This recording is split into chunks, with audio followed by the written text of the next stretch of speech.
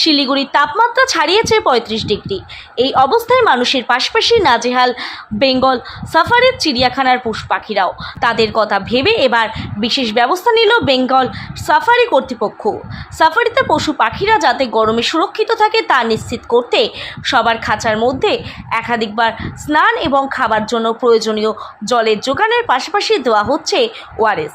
বিভিন্ন পশুদের খাঁচার সামনে ও ভিতরে এয়ার কুলারের ব্যবস্থা করা হয়েছে। পাশাপাশি জল যাতে ঠান্ডা থাকে তার জন্য জলের মধ্যে বরফ দেওয়া হচ্ছে।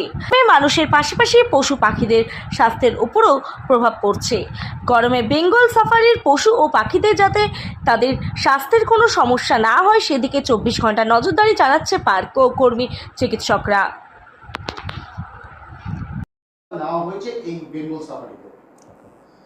বেঙ্গল সাফারিতে বিভিন্ন রকম স্পিসিস আছে। এবছর একটু গরম বেশি আছে, এর জন্য আমরা বিভিন্ন স্পিসিসকে বিভিন্নভাবে আমরা হ্যান্ডেল করতে হবে। বেশিরভাগ এটা ইস্যু হয় ওদেরকে ডিহাইড্রেশন হয়, অ্যাজ ওয়েল অ্যাজ ওটার জন্য ওদেরকে ইনডাইজেশন হয়, এরকম হয়ে থাকে। এটা আমরা জেনারেলি যেভাবে অ্যাকশন নিচ্ছি ওদেরকে continuously 24 hours drinking water supply করার, এটা প্রথম। এটা আমরা ফ্রিকুয়েন্টলি আমরা সবাই চেকিং করে সবাই ফ্রেশ ওয়াটার ক্লিন ওয়াটার সবই জায়গাতে পাইপড ওয়াটার আছে এখানে, ওটা কোনো অসুবিধা কিছু নেই। ওয়াটার হোল আছে, ওয়াটার হোলে সবসময় জল থাকে, এখানে সবসময় জল থাকে। প্রত্যেক দিন আমরা 2 বার ওটা চেঞ্জ করে, এটা সবই জায়গাতে হচ্ছে। মিনিমাম আমি এটা বলছি 2 বার। যদি এটা বিয়ার থাকলে আর টাইগার থাকলে এটা আমরা বেশি করে লাইনকে 2 বার করে। এরকম ড্রাই ল্যান্ড স্পিসিস আছে, কিছু আমাদের ডিয়ার্স আছে, ওদেরকে 2 বার চেঞ্জ করলে হবে। বাকিদেরকে আমরা যতটুকু দরকার অতটুকু আমরা চেঞ্জ করে দিচ্ছি। এটা জলের কাবার জল এটা। আর একটা জিনিস আছে, আমরা একটা স্প্রিংকলার আছে এখানে। স্প্রিংকলার সিস্টেম কী করে, ওটা ভিতরে জল যাচ্ছে কিন্তু বাইরে এনভায়রনমেন্ট একটু মাইস থাকতে হবে, কারণ এই সময় তো বাইরে এনভায়রনমেন্ট একটু মাইস থাকলে ওদেরকে একটু কুল লাগে। এই জন্য আমরা স্প্রিংকলার রেখেছি অনেকটা জায়গাতে, সবই শেল্টারে সবই জায়গাতে আপনি দেখতে পারবেন স্প্রিংকলার আছে। স্প্রিংকলার মাঝে মাঝে এখানে কাজ করে, ওটার জন্য ওদেরকে একটু ঠান্ডা পায় ওরা। এটা এর সাথে আমরা অন্য কোনো কাজ করছি, যেটা ইনডাইজেশন প্রবলেম হবে ওই জন্য আমরা খাবারকে একটু ডিলে করব। যখন রাত হয়ে থাকে তখন আমরা খাবার দেবো, যেহেতু ওনার বডি টেম্পারেচার বেড়ে যাবে, দিনে দিলে ডাইজেশন কা ইস্যু হয়, এই জন্য আমরা ওটা বেড়ে যায়। আর আমরা শেড ক্রিয়েট করি, অনেকটা শেড ক্রিয়েট করছি।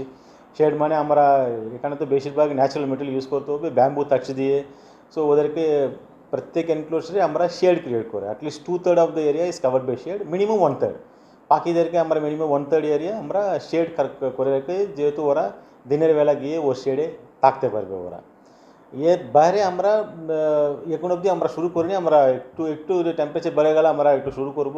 আইস কিউবস দেবো ওদেরকে, এটা ঠান্ডার জন্যে নেই, ওটা খেলার জন্যে। এই সাম্বারে পাখি মানে অ্যানিমালসরা একটু এটা পছন্দ করে, আইস কিউবস দিলে ওরা একটু খেলতে থাকে। তো এরকম বিভিন্ন রকম অ্যাকশনস আমরা নিচ্ছি। মনে হচ্ছে ওরা এখন অবধি আমাদের যেটা অবজার্ভ করেছি কোনো বিহেভিয়ারাল চেঞ্জ নেই, কোনো ডাইজেশন আর ফুড প্যাটার্ন কোনো চেঞ্জ নেই সবই অ্যানিমালকেও। তো সবাই এখন অবধি ঠিকই চলছে। এখন খাবার সময় তো ওরা তো বিভিন্ন রকম খাবার খায় না। সো মিট যে রাখা আছে ওদেরকে মিটে দিতে হবে। ফর এক্সাম্পল বিয়ারকে আমরা ঠান্ডা ফ্রুটস দিতে পারবো। এখন তরমুজ দিচ্ছি আমরা বেশি, যেটা জল পায় না, তরমুজ আর কি বলবো ক্যারেট বেশি দিচ্ছি আমরা, ফ্রুটস বেশি দিচ্ছি এখন। যেটা হেরবিওরস আছে ওদেরকে ফ্রুটস বেশি দিচ্ছি। ওআরএস আমরা সবই অ্যানিমালসকে যখন জল দিচ্ছি ওর মধ্যে ওআরএস মিক্স করি, এটা এখন স্ট্যান্ডার্ড প্র্যাকটিস। সামার আসলে আমরা সবাইকে ওআরএস রেগুলারলি দেয়, জলের সাথে মিক্স করে দেয়।